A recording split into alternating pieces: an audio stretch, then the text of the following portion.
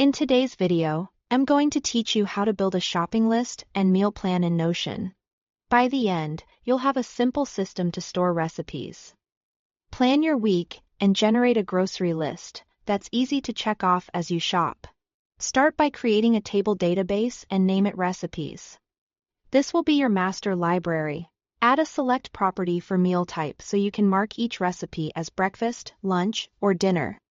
Add a files and media property for photos to keep visuals handy, like finished dishes or step-by-step images. Then add a multi-select property for tags.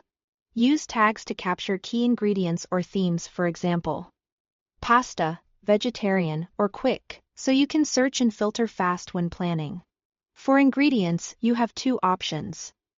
If you want automation later, create a separate ingredients database and relate it to recipes. Each ingredient becomes its own entry linked to the recipe it belongs to. If you prefer simplicity, just list ingredients directly in the body of each recipe page.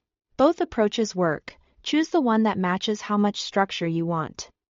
Next, create a meal planner database, ideally using a calendar or a table view. Add a relation property that links each meal to the recipe's database. Now you can pick a recipe from the relation and drop it onto specific days. Plan your week by assigning breakfast, lunch, or dinner recipes to each day. To speed this up, create daily templates Monday through Sunday that pre-fill your layout so you can quickly populate the planner with the right fields each time. Create another database named Groceries. Add a checkbox property called Purchased so you can tick items off while shopping. Add a select property for categories like produce, dairy, or meat. To group items by store aisle and keep the list tidy.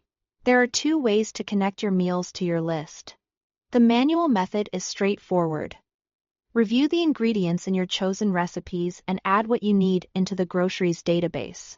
If you built the ingredients database, you can take the advanced route by relating ingredients to groceries and using a checkbox in your meal plan to automatically add the linked ingredients to your list. Finally, make a new page and add a linked view of both the meal planner calendar and the groceries list side by side. Filter the groceries view to hide any rows where purchased is checked, so you only see what's left to buy. Thanks for watching.